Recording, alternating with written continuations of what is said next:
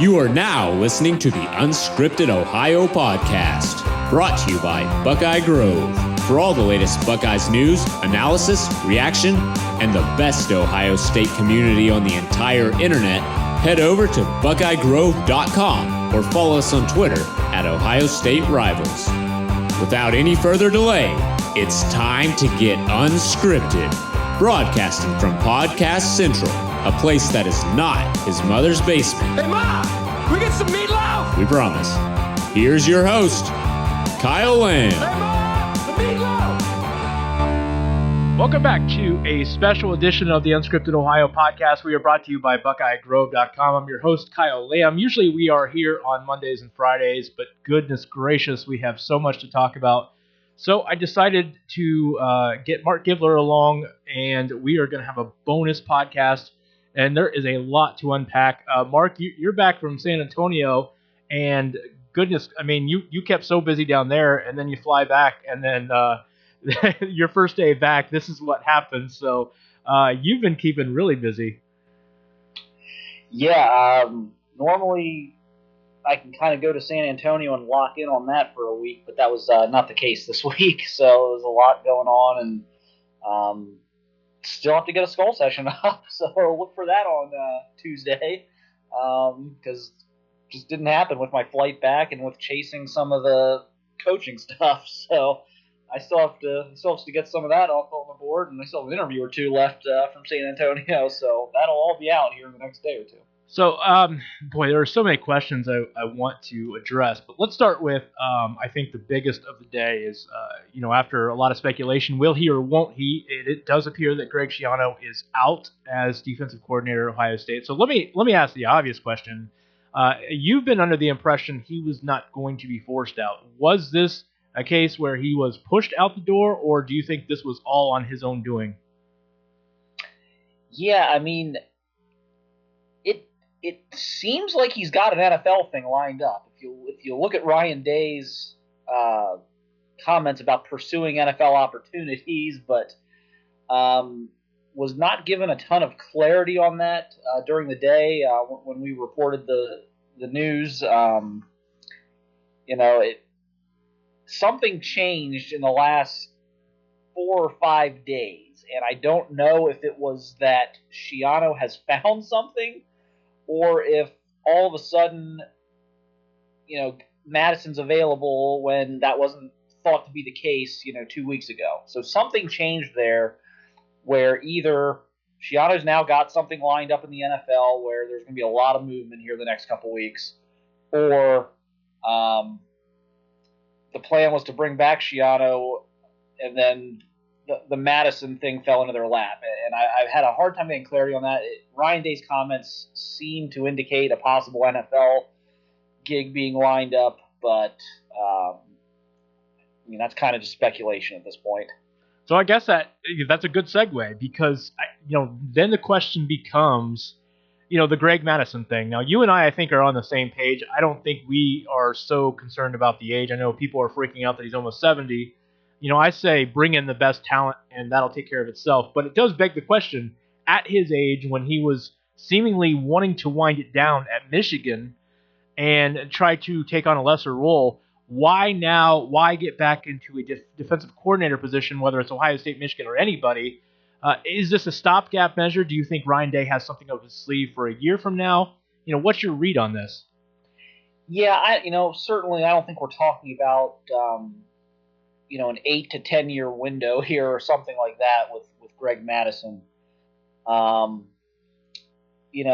It's kind of been indicated to me that he's kind of been brought in to stabilize things defensively, schematically, and that possibly in 2 to 3 years, this is probably his last job, and that possibly 2 or 3 years, and then turn it over.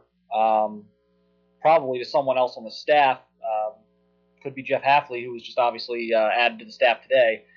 But the way I'm looking at it now is that Madison is kind of replacing Schiano in terms of having a lot of scheme input, and Hafley is more of a Alex Grinch type of hire, but I think there's a little bit more, stability or predictability to how this is going to go, play out. Where I'm sure there have been internal discussions on the pecking order and possible, future plans next 2 or 3 years, as opposed to the Schiano Grinch dynamic, which was Schiano's leaving, we need a guy, and then Schiano doesn't leave.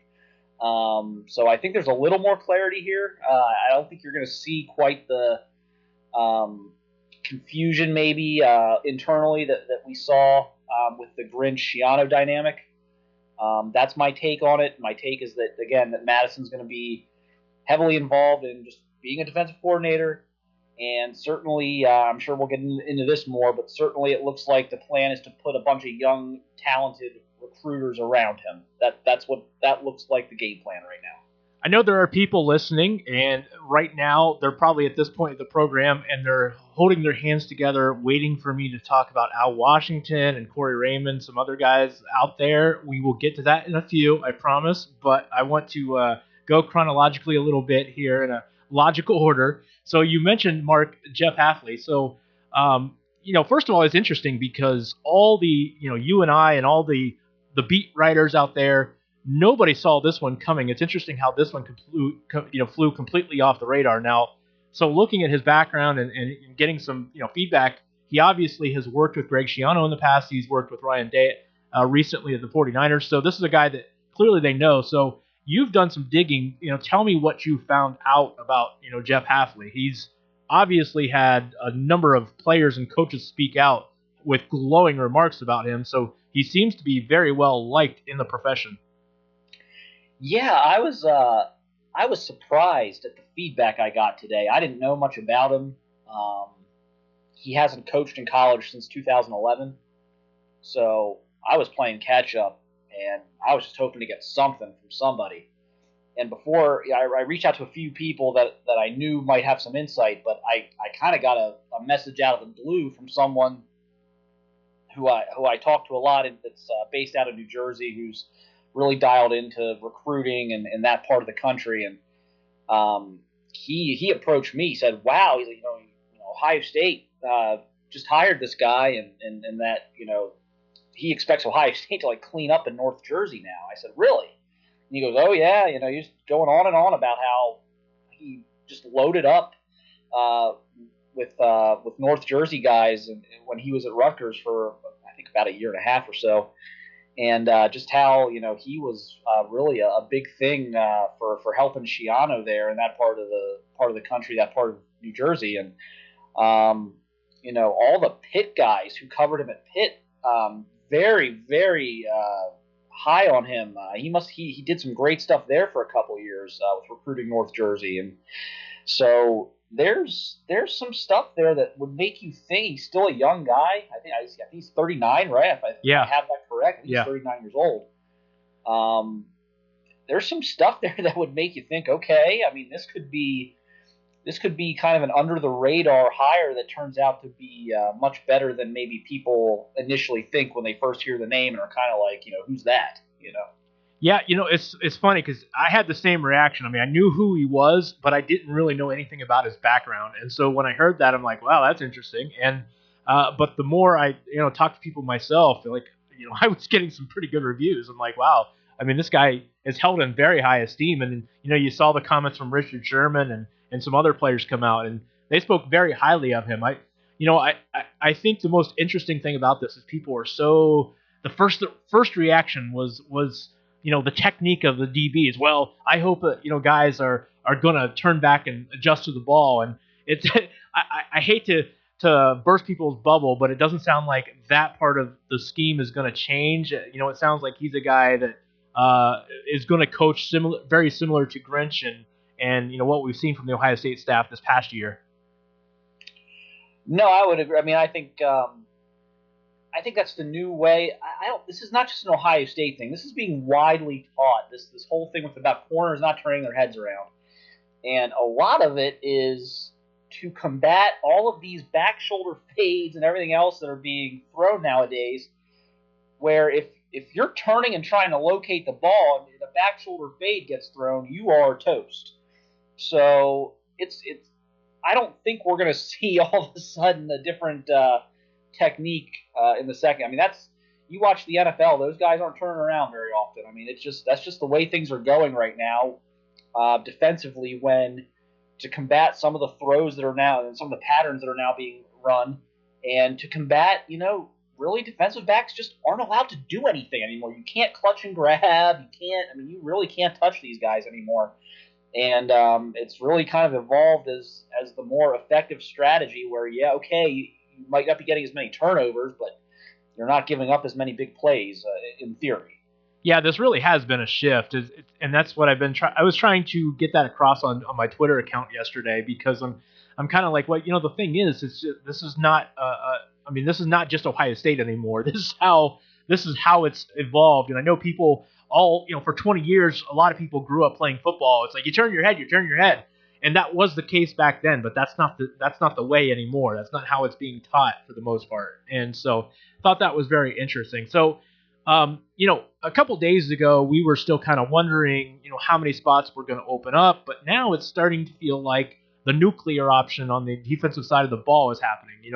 There are now, we're getting the gist that maybe Tabor Johnson is out. We've been thinking Bill Davis is out. So are you of the opinion now that there are 2 more spots going to be opening up on the Ohio State defensive side of the ball? Yeah, I mean, things have not been sounding good for Bill Davis for a while. There's just too many guys with, linebackers coaching backgrounds coming up where it's like, okay, this doesn't sound good. Just recently, really, for me at least, the Tabor Johnson stuff has started to come up. Obviously, we'll probably get into the Corey Raymond thing a little bit, but it doesn't sound good. And then today, when you're hearing things that aren't really sounding great for those 2 guys to stay, and then they are left off the press release today, which only mentioned the 2 new hires and Larry Johnson. That's pretty telling to me. That doesn't sound good at all for those 2 guys. So we'll see what happens. Like I said, I'm more confident that Davis will not be back than I am Tabor Johnson will not be back, but I would guess that neither are going to be back. Yeah, I saw that press release, and I had the same immediate reaction. I'm like, well, they went out of their way to say Larry Johnson was coming back, and that they didn't say that about Johnson or Davis, I thought was very telling. So let's start with Bill Davis. We both are in agreement. We don't think that Davis is coming back, and the name that obviously is on fire, and he came out even more on Monday is Al Washington, and I think you and I are pretty close on this. I think I'm a little more bullish on this than you are. So I'm just gonna come right out and say it because I've been hinting on this on Twitter. I want to make my stance clear real fast. I don't think as I say this and we record this at 10:30 on Monday evening, I don't think Al Washington is a done deal. So I hope that nobody was misled that I think this is done. But as I say this on Monday night, I think that there is a really good chance of Al Washington accepting the offer and coming to Ohio State. I'm curious, Mark, where you are at as we record this. Yeah, no, I think the most likely outcome is Al Washington to Ohio State. I'm with you. I don't think it's done, and in fact, like I've said on the board, I think the Greg Madison thing ups the desperation level for Michigan. And it just complicates things a little bit for me. It gives me a little bit of pause. They are going to unload the chambers on this one, and they don't want to lose another one to Ohio State. I think they got completely blindsided by Madison. Completely, and now they're just okay. We can't let this happen. Again, I think the Washington stuff has been out there, so I think they've been operating from an understanding of Madison would be back, so we got to try and keep Washington. But now they're operating from a position where Madison's gone, and that just increases the importance of keeping Washington. And I think it just muddies things a little bit here. But I do think, like I said, if I had to bet on it, I would bet that this gets done, but I think it needs to get done quick. Like I think it's Monday night now. If we're 24 hours from now, if it's late Tuesday night and this hasn't been announced, I'm going to start getting skeptical. I was told, and I'm curious your opinion on this, I was told that if it didn't happen by Tuesday evening, that there should be some level of concern that it's not going to happen. No, I agree. On two fronts. One, it's kind of like a recruiting thing almost, where if you're going to flip the guy, you got to flip him. The longer it can drag out, the more that the team that has him can position itself. And on top of that, there's no question Ryan Day wants to get the staff done. I mean, he wants us together, and he wants everyone hitting the road here when the dead period ends. I'm curious. I want to circle back real quick because you mentioned the being blindsided by Madison, and that was a name that only you just mentioned it late Sunday evening that that it came up, and you said you weren't ready to put it out there yet. It was a crazy name, so obviously it's just like and nobody else had heard that previously. So I'm curious if you have any more grasp on the timing of this. Like, was this something that Ohio State just recently started, or was it something that had been going on and they managed to keep quiet? The best I can piece this together in looking, and some of this is hindsight, that kind of things I've picked up since it's happened, but the best I can piece this together is that this started getting rolling at least a few days ago. It definitely was going back a few days. How far back? That I still don't know. But just in talking to some people now that kind of had helped me through this, Thursday evening or so is the furthest back I can go where I know something was cooking. But I didn't have it on Thursday evening, so I'm not. That's what I've kind of been able to piece together. I didn't have it until the weekend, and I mean have it in terms of know anything that even have him as a name. I didn't have it until today, but I think we can go at least back 4 or 5 days, and again, could it have been 2 or 3 weeks? I guess. I mean, but I know for sure this didn't just pop up on Saturday or Sunday. I know it had been cooking for at least a few days prior to that. Just from talking to a few other people the last couple of days, especially today after everything was announced. And that really is incredible because, I mean, you look at Al Washington's been out there for several weeks. And so for this to slip by for at least a couple days without Ohio State insiders or Michigan insiders knowing about it, that really, to me, is incredible. Right. I mean, I reach out to some Michigan people, and they're like, they almost like laughing at me for throwing the name out there. Like, what are you talking about? I was like, okay.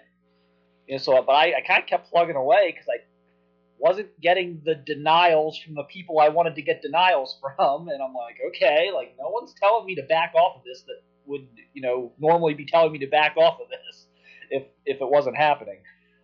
So I just kind of kept plugging away at it, and then I found out this morning that Madison had informed the players at Michigan that he was leaving. Now, I don't think he told them. I could be wrong on this, but the initial info I received was that he did not necessarily tell them that he was going to Ohio State. He just told them he was leaving. So I kind of had to piece everything together from different places. But yeah, it was wild. And like I said, I apologized on the board yesterday for kind of how I left that. I had a layover in Nashville last night. Coming back from San Antonio, and we sat on the tarmac for like an hour and a half. We had no freaking flight crew.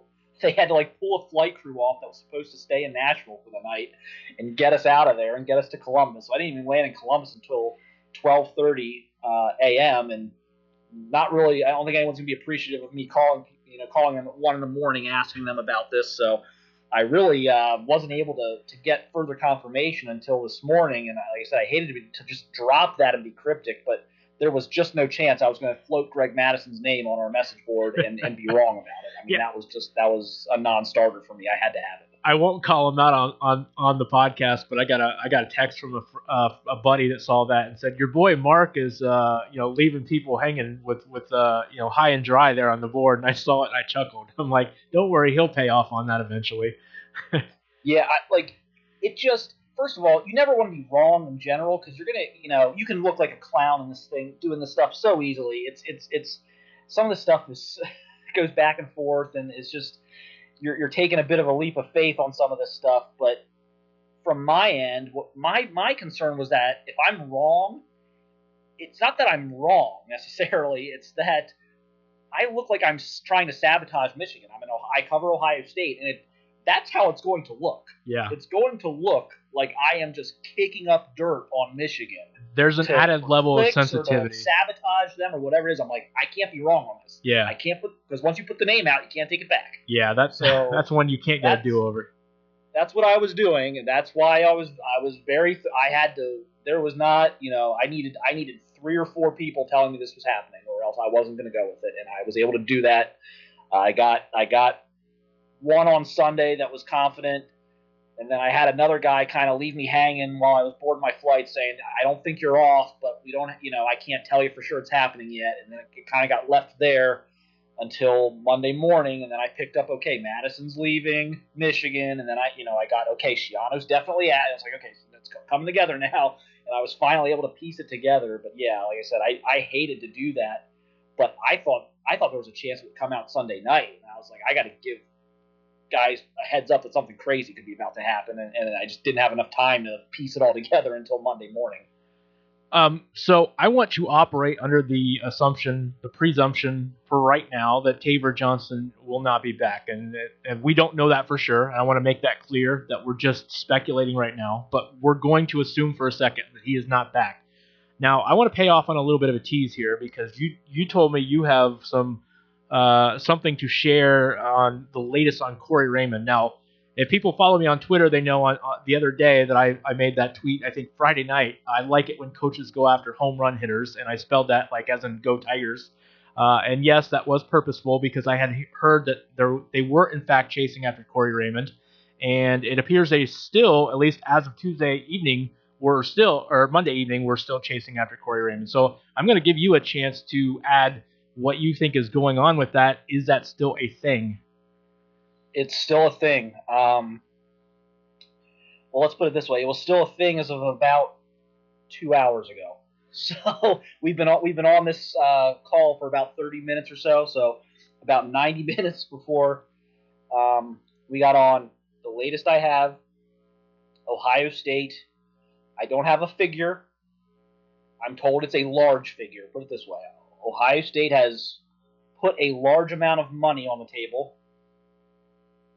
And it's someone described. I think it was a good analogy from someone who was kind of on the Raymond end of things. I guess it's kind of a Luke Fickell situation where there's such a loyalty to LSU, just kind of like how Luke Fickell had to Ohio State when he was being courted by some other programs, and so there's a struggle there right now. I almost have to see it to believe it here, but Ohio State has taken their shot, put it that way. There's a big hunk of money on the table, and they're hoping he takes it. So there's still communication as of this evening, as of Monday evening. There was still communication there, so things are not dead. He has not told them that he's definitely staying with LSU. So where we go from here is anyone's guess. One interesting thing that kind of came out of one of my conversations, there is someone in Raymond's camp.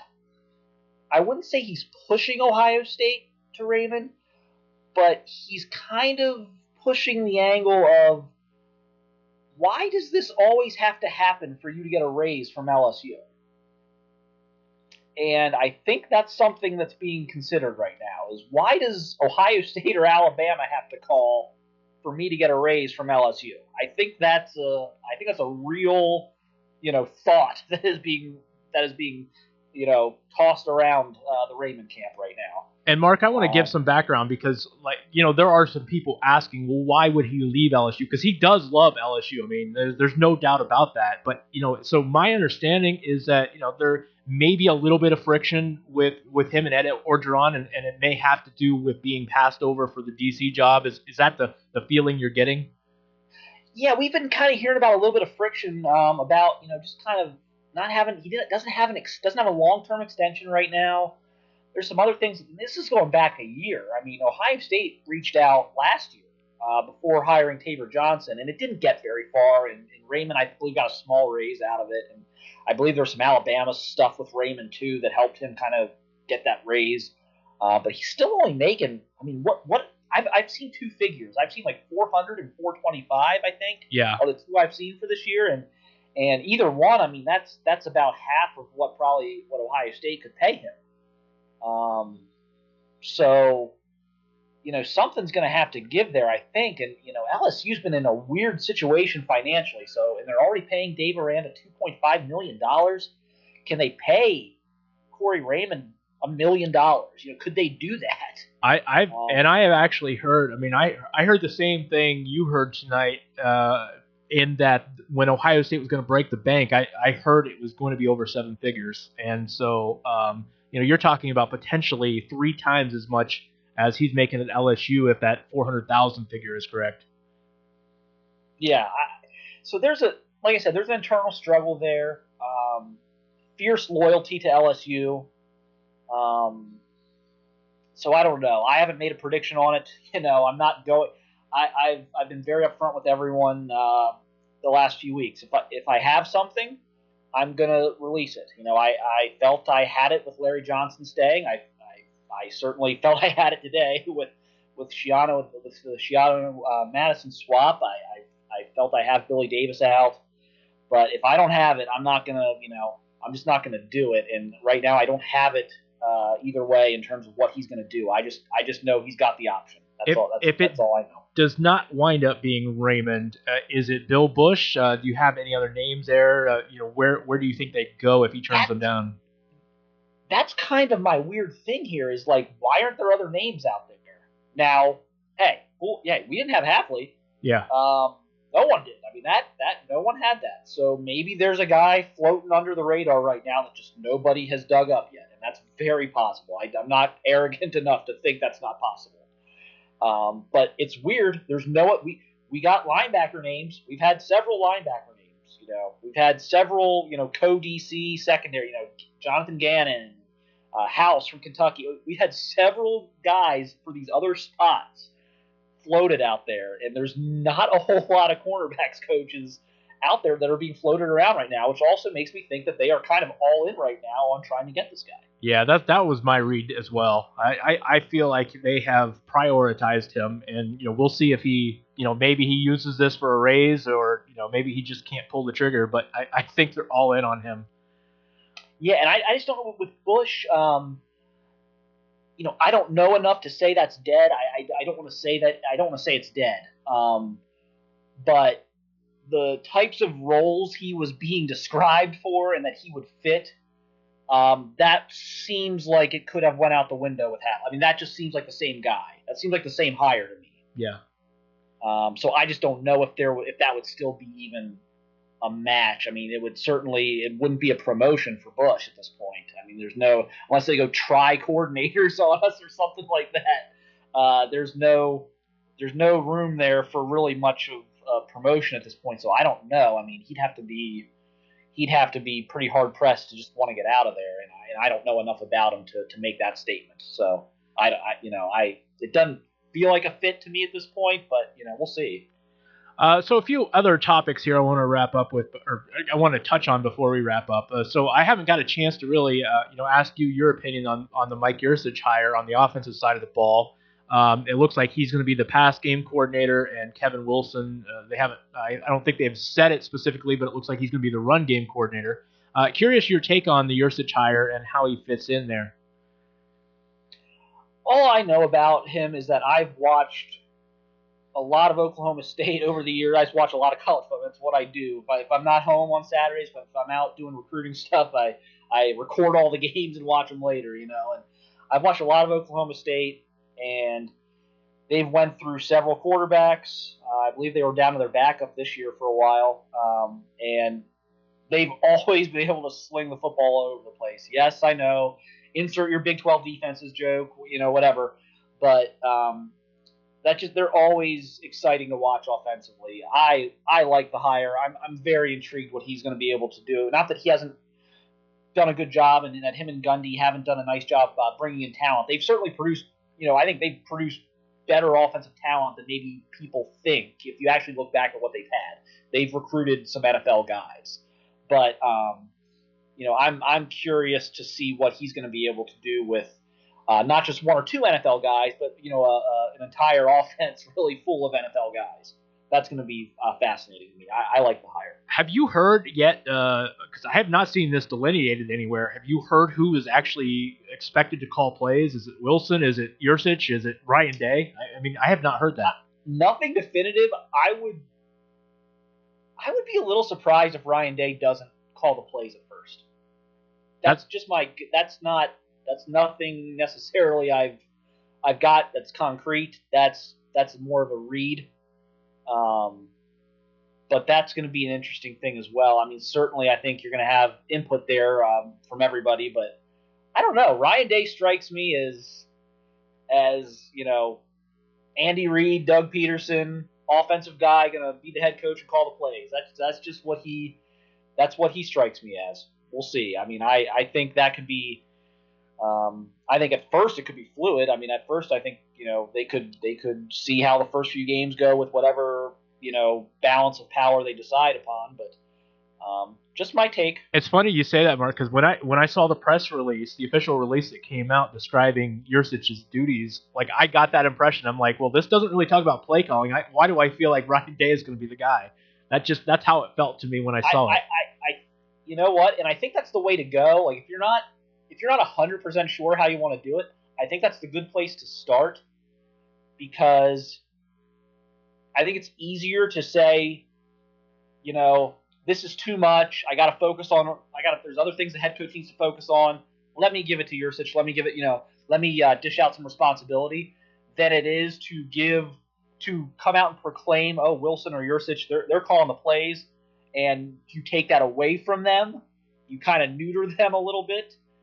It definitely raises questions about, the confidence level in that coach or whatever. I think as someone who, realizes that, the buck always has to stop with the head coach, I think that's a good place to start. I think it's an easier thing to do to go from Day to an assistant calling the plays than from giving the assistant the play calling duties and then taking them from him if, things go a little haywire. Well, and whoever does call the plays this year, it appears they've got a chance of having a shiny new toy operating at quarterback.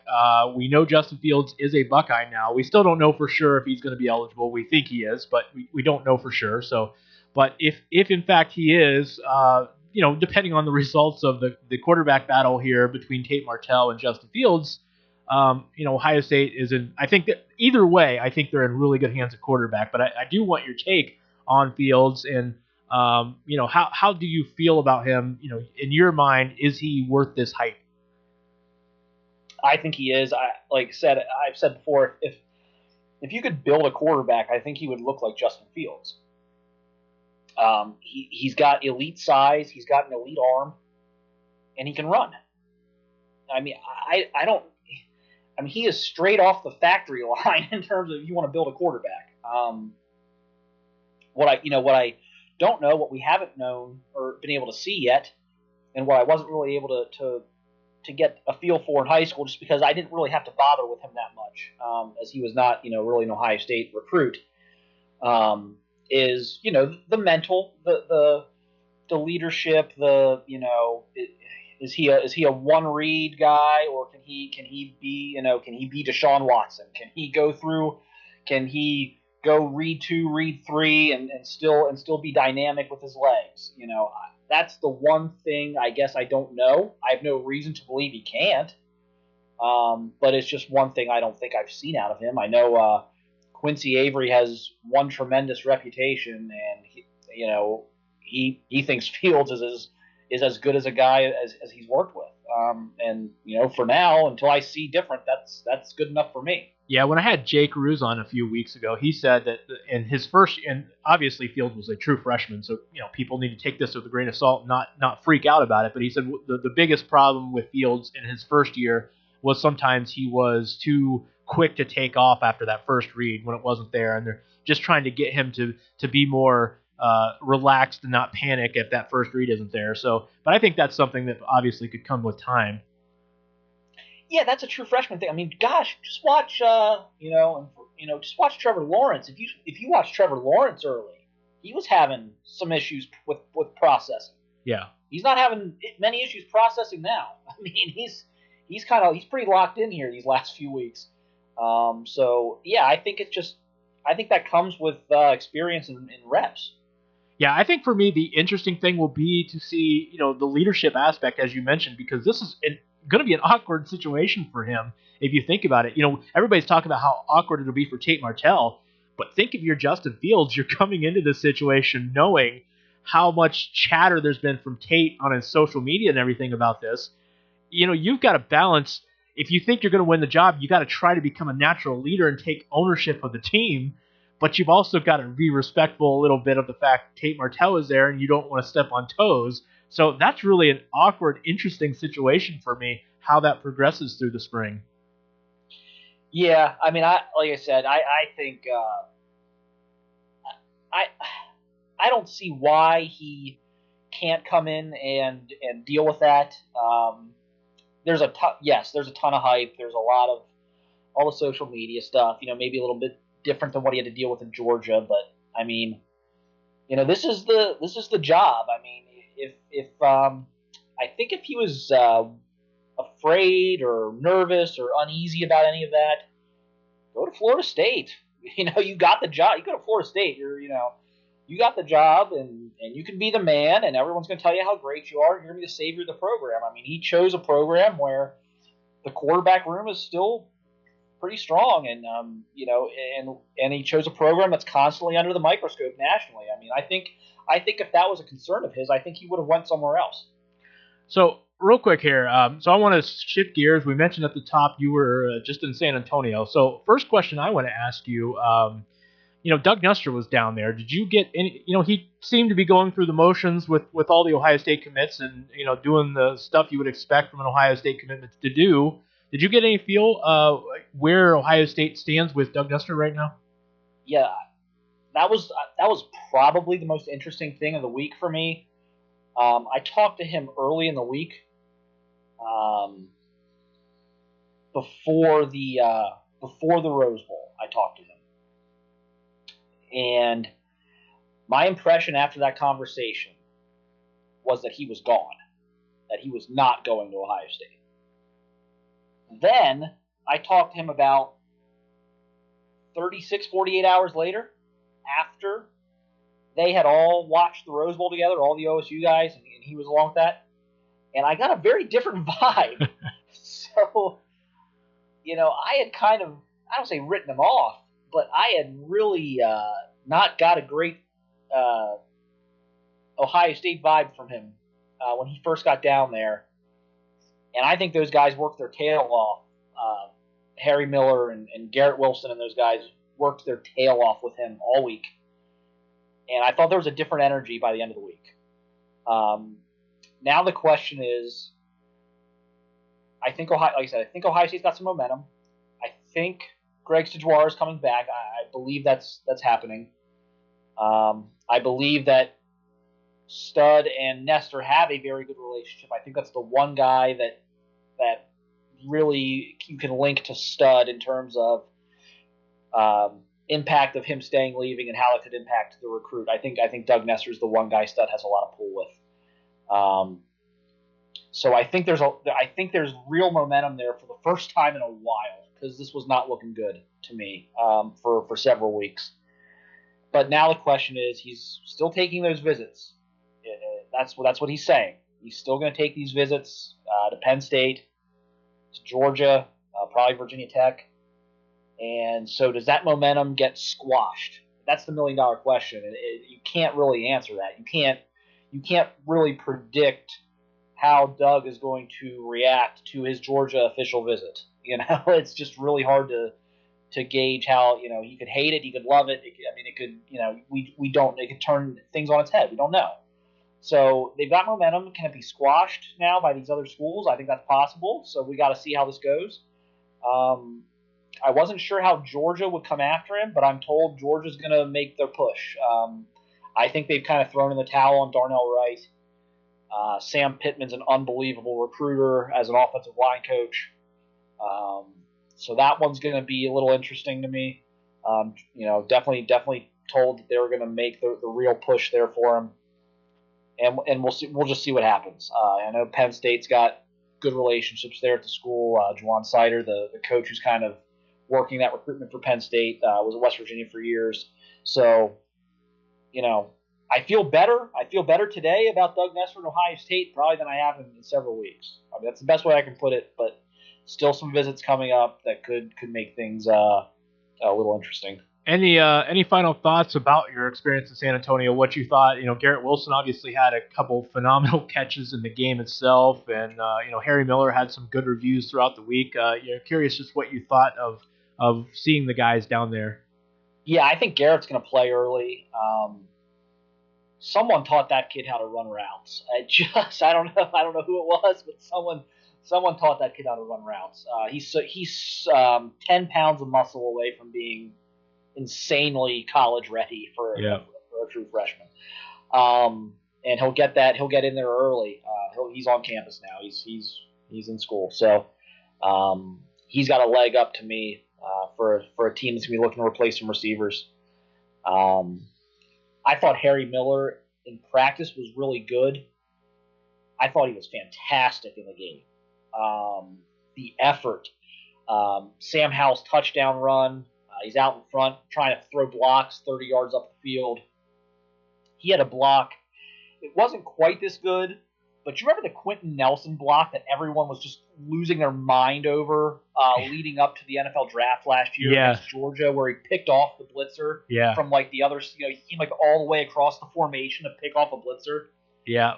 Harry Miller had a similar play during the game where they ran a stunt up front and he went back into his pass protection, and there was no one in front of him, so he had no one to block. And the left tackle got beat, and I don't even remember who it was on the end, but the left tackle got beat around the edge.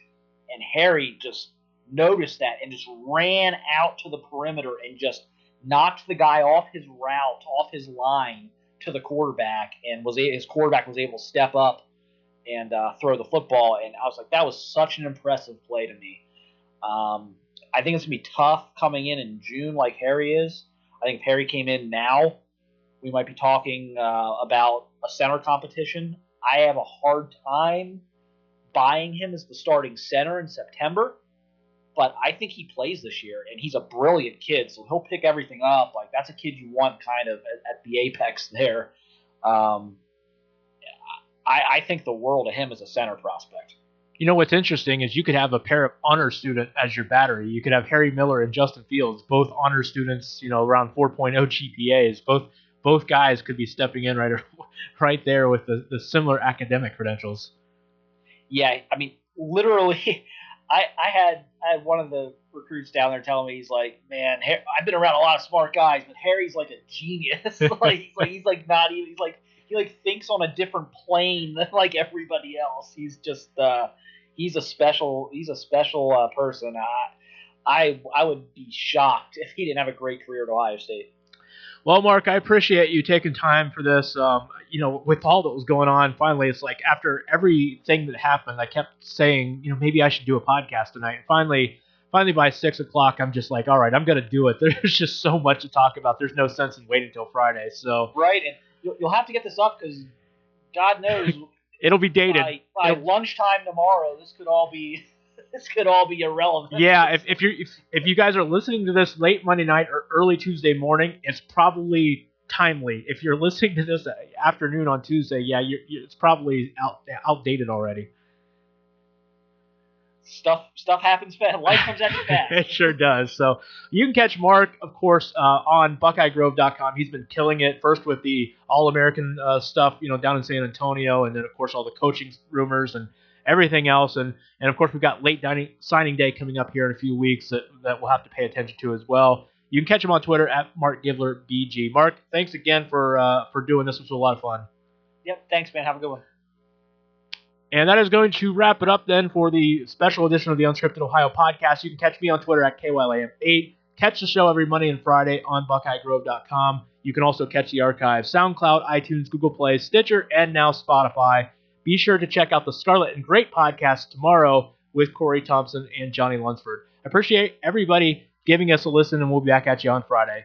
Have a good week, everybody. You can get new episodes of Unscripted Ohio on Mondays and Fridays exclusively at BuckeyeGrove.com or anytime on SoundCloud, iTunes, Google Play, or Stitcher. Be sure to subscribe to stay up to date on all things Ohio State.